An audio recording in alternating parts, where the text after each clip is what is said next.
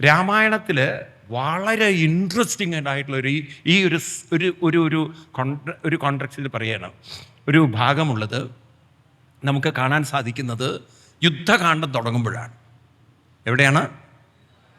ആ യുദ്ധകാന്ഡത്തിൽ ശ്രീരാമസ്വാമി, ഞാൻ പറയണത് ശ്രദ്ധിക്കണേ, ശ്രീരാമസ്വാമി സീതാന്വേഷണത്തിന് വേണ്ടി വാനരന്മാരെയൊക്കെ ആയിട്ട് രാമേശ്വരം കടൽ തീരത്ത് വന്നു. അങ്ങനെയല്ലേ കഥ? ആണോ? സീതാന്വേഷണത്തിന് എത്തിച്ചേർന്നു.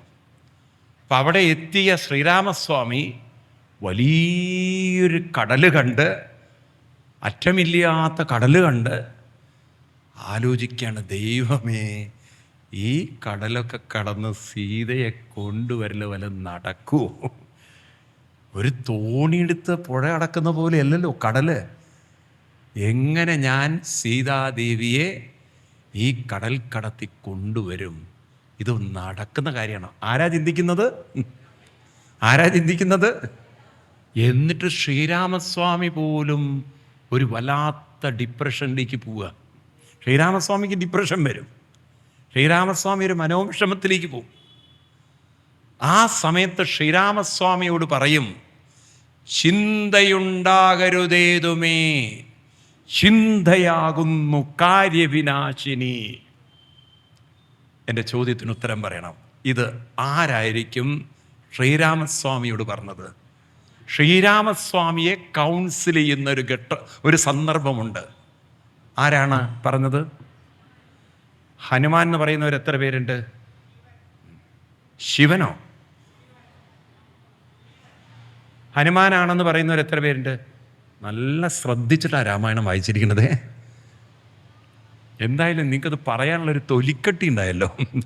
ഹനുമാനല്ല പറയുന്നത്, ജാമ്പവാനാണെന്ന് പറയുന്നവർ എത്ര പേരുണ്ട്? അല്ലെ, നിങ്ങളൊക്കെ സമ്മതിക്കണം, ജാമ്പവാനും അല്ല. പിന്നെ ആരാ പറയുന്നത്? ചിലരുത്തരം പറയുന്നുണ്ട്, ഞാൻ കേൾക്കാത്തതായിട്ട് അഭിനയിക്കാം കേട്ടോ, എനിക്ക് കേൾക്കുന്നുണ്ട് ഞാൻ. ആരാ പറഞ്ഞത്?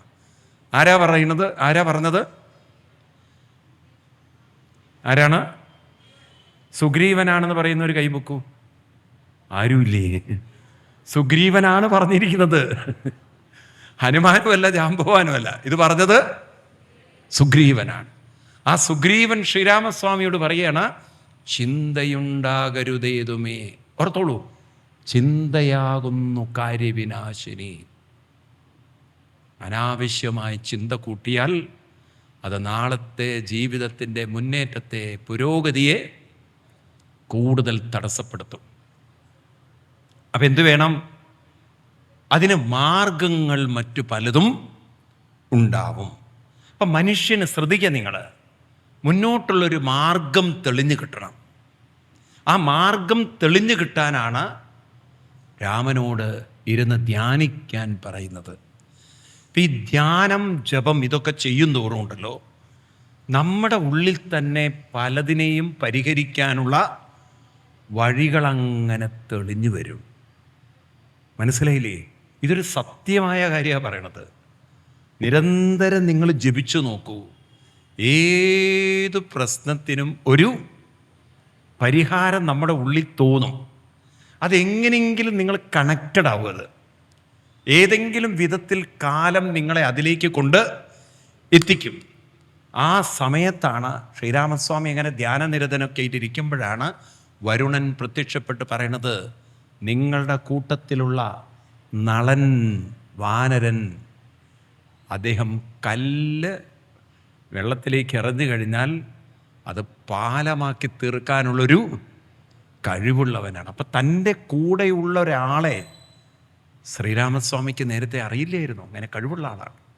പക്ഷെ ധ്യാനനിരതനായിട്ടിരിക്കുന്ന സമയത്ത് അത് കാലം കാണിച്ചു കൊടുക്കും. മനസ്സിലാവുണ്ടോ ഞാൻ പറയുന്നത്? അതുകൊണ്ട് അനാവശ്യമായി ആശങ്കയും ഉത്കണ്ഠയും കൊണ്ടു നടക്കേണ്ട യാതൊരു കാര്യമില്ല. പക്ഷെ ഇത് പറഞ്ഞിട്ട് കാര്യമില്ല.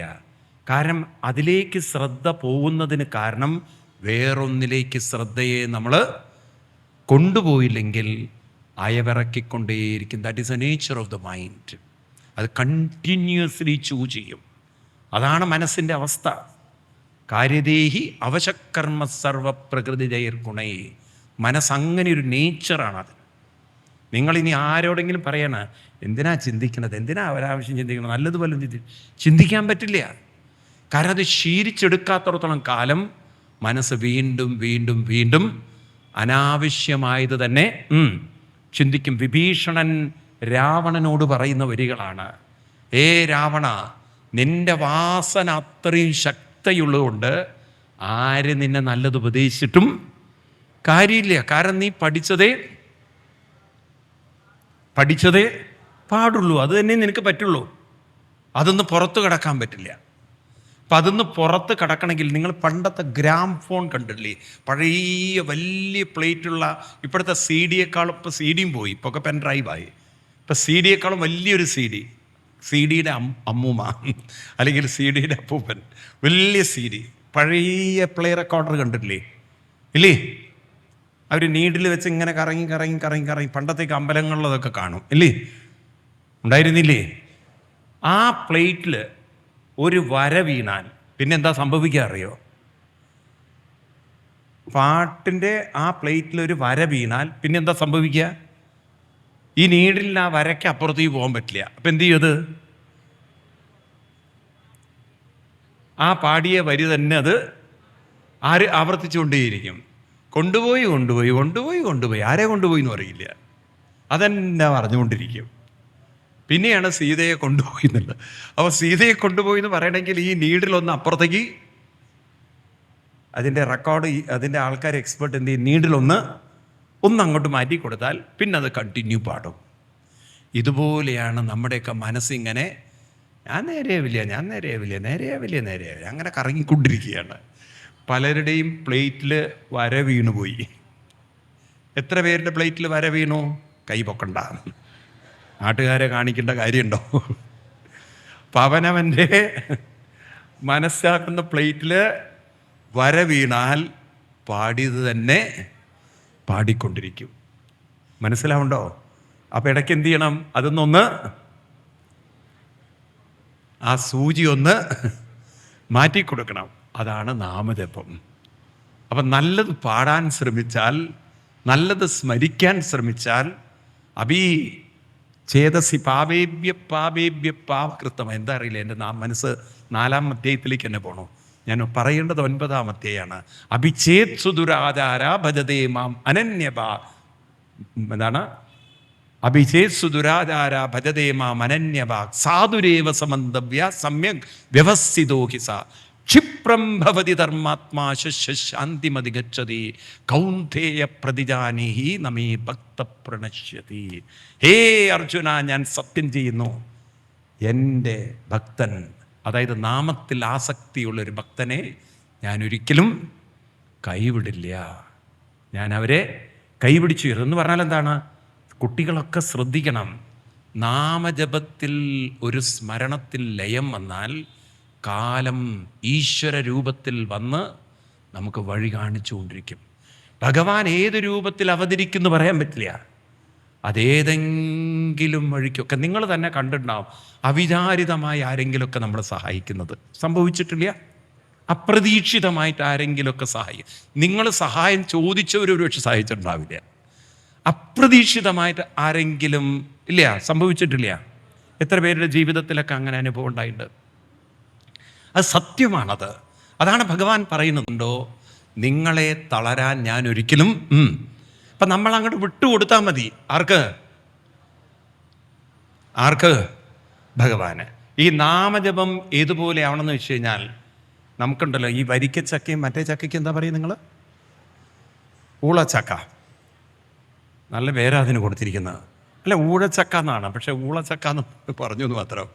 ഈ സാധനം ഉണ്ടല്ലോ, അത് കഴിക്കാൻ എന്തെങ്കിലും ഒരു ബുദ്ധിമുട്ടുണ്ടോ? കഴിക്കാൻ ബുദ്ധിമുട്ടുണ്ടോ? കഴിച്ചിട്ടുണ്ടോ ആരെങ്കിലും? അതെന്ത് ചെയ്താൽ മതി?